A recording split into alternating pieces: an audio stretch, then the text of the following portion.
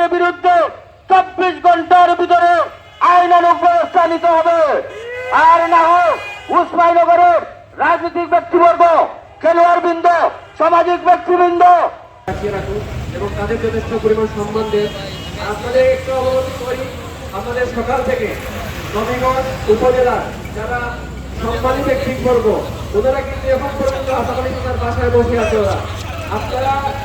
ওনারা একটাই দাবি হচ্ছে আমাদের উপজেলা থেকে আমরা যে পরিমাণ ওদের প্রতি শাস্তি দিতে পারি তারা এই শাস্তি ওনাদের দেবে।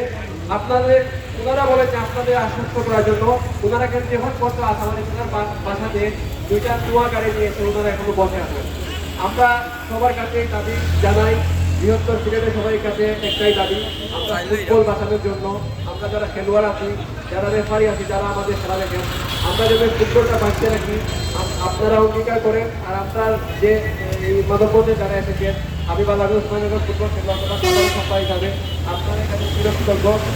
40 উপজেলা আমি আমাদের দিনের বিভাগ মাদকপুর থেকে যাত্রাপুর জামালগঞ্জ থেকে গোপালগঞ্জ এই যে 4টি সীমানার মধ্যে যারা ফুটবলের সাথে সম্পৃক্ত প্রত্যেকে আশাবাদী ভাইকে ছিলেন এবং জানেন।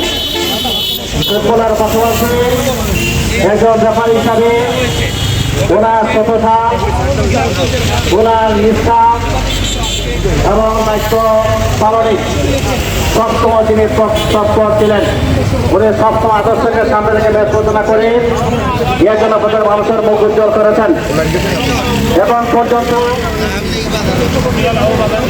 আমরা আশাবাদী ভাই অনেক সুনাম শুনেছি।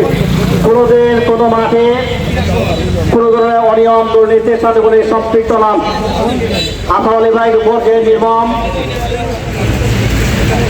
নিঃসঙ্গ যে আক্রমণ হয়েছিল সেখানে আমরা অনেকে সাক্ষী ছিলাম। আমি আহ্বান করব আশাবাদী ভাইকে, যারা ভালোবাসেন প্রত্যেকে ওরা দরজে হয়ে সোশ্যাল মিডিয়ায় তার প্রচার করেছেন, দৃষ্টান্তমূলক শাস্তি দাবি করেছেন।